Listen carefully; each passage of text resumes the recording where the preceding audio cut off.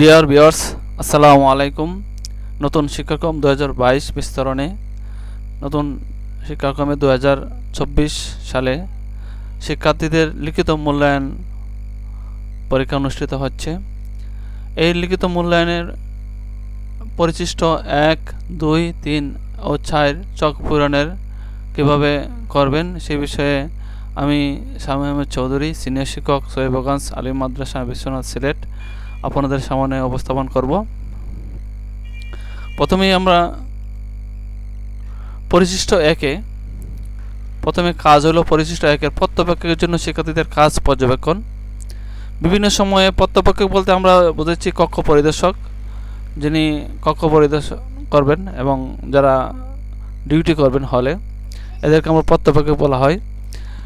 বিভিন্ন কাজ চলাকালীন সময় প্রত্যপক্ষ নিজের বিষয়গুলো পর্যবেক্ষণ ও যাচাই করে প্রত্যেক শিক্ষার্থীদের কাছে বিশ্লেষণ করে মাত্রা যেমন চেষ্টা করছে, আংশিক চেষ্টা করেছে, কার্যকরী চেষ্টা করেছে এর নির্ধারণ করে। এরপর পরিশিষ্ট 2-এ ব্যবহার করে পরিশিষ্ট শিক্ষার্থীদের অর্জিত মাত্রা রেকর্ড করবে। এখানে শিক্ষকগণ যারা প্রত্যপক্ষ আছে, এই যে পরিশিষ্ট 1-এর আলোকে পর্যবেক্ষণ করে শিক্ষার্থীদের মূল্যায়ন করবে। যেমন এখানে শিক্ষার্থীদের নাম লিখবে, ঠিক আছে। তারপরে কাজ 1, যে আগের যে কাজ 1, এখানে যে সে কি শিক্ষার্থীদের দলে দলে পরিবারের সদস্যদের আলোচনা করছে, এই শিক্ষার্থীদের কি কাজ করছে, দলগত এবং নিজ সহপাঠীর পরিচয় কী কাজ করছে, এগুলা পর্যবেক্ষণ করবে এবং এগুলা মূল্যায়ন করে দেখবে চেষ্টা করছে, আংশিক চেষ্টা করছে, যথাযথ পেরেছে, এটা ঠিক চিহ্ন দিবে পরিশিষ্ট 2-এ। পরিশিষ্ট 1-এর কাজগুলা পরিশিষ্ট 2-এ লিখিত করে সে কক্ষ প্রত্যপক্ষক এটা এখানে লিখবে।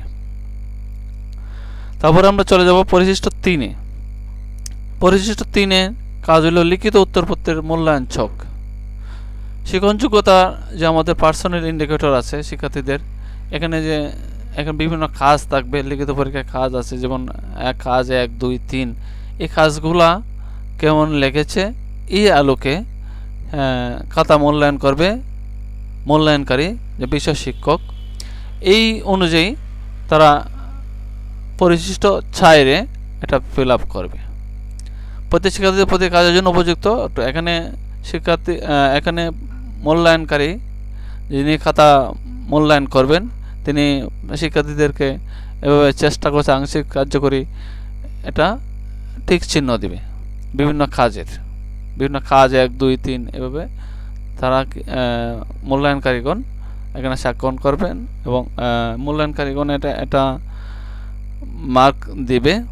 পরিশিষ্ট 3-এর আলোকে পরিশিষ্ট 4টা ফিল আপ করবে। তারপর আমরা চলে যাব পরিশিষ্ট 5-এ। পরিশিষ্ট 5 এলাকা শিক্ষার্থীদের লাস্ট যে মূল্যায়ন, আমরা যে লিখিত পরীক্ষার যে সর্বশেষ সবগুলো তথ্য সংগ্রহ করে যে পার্সোনাল ইন্ডিকেটর যেখানে আছে, যেগুলো প্রত্যেক সাবজেক্টে যে পার্সোনাল ইন্ডিকেটর থাকবে, এগুলা এখানে মূল্যায়নকারী যিনি শিক্ষকের যিনি মূল্যায়ন করবেন খাতাগুলো, এটা এখানে লাস্ট যেটা এটা সংরক্ষণ করবে এবং এখানে রোল অনুযায়ী ছাত্র শিক্ষার্থীদের নাম এবং রোল অনুযায়ী এখানে বিভিন্ন পারদর্শিতার মাত্রা নির্ধারণ করবেন। ওরা এটা শিক্ষকগণ নৈপুণ্য অ্যাপসে ইনপুট করবেন। ধন্যবাদ আমার সাথে থাকার জন্য। আশা করি আপনারা বুঝতে পেরেছেন।